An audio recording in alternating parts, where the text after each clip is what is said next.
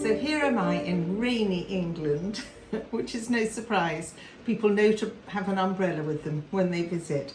But I thought I'd tackle just a few of the things that get lost in translation between the United States and England with the language barrier. Not really. So obviously there's the aluminum versus aluminium foil. We have aluminium, but we all know what we're meaning.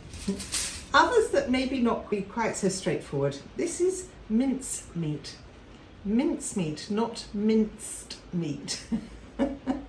I made a mincemeat puff pastry plat video with icing on the top and cherries and things, and people got a little concerned thinking that I'd put in sloppy Joe minced meat into pastry and added icing sugar.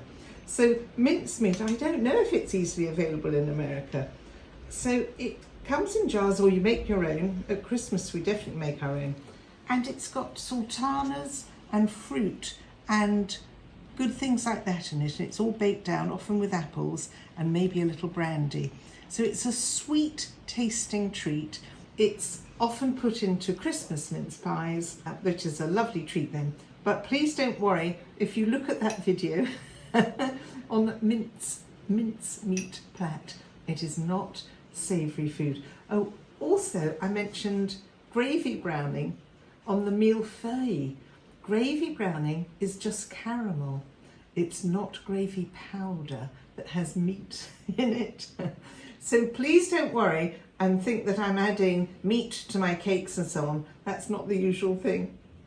I thought I'd also mention this. So it's usually referred to as Worcester Sauce in Great Britain. Just shortens the whole thing to Worcester Sauce. And if we were giving it its full name, we'd say Worcestershire.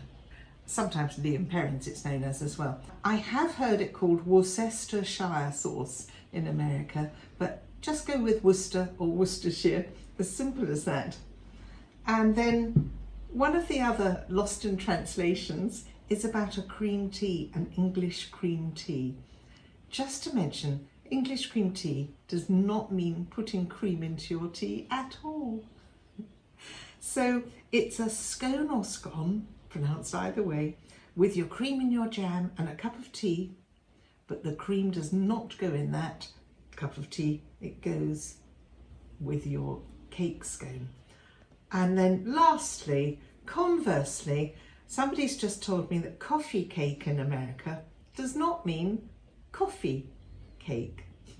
So over here, if you ask for coffee cake in a tea room, you probably will get a cake that is made with coffee inside it. It'll be coffee flavoured and probably be coffee and walnut, coffee and pecan. And I'm told that if I expect a coffee flavoured cake in America, I might not get one. I might just get cake that would go with a cup of coffee. Vive la différence. I just thought I'd explain some of those and see if we can find common language. Bless your hearts.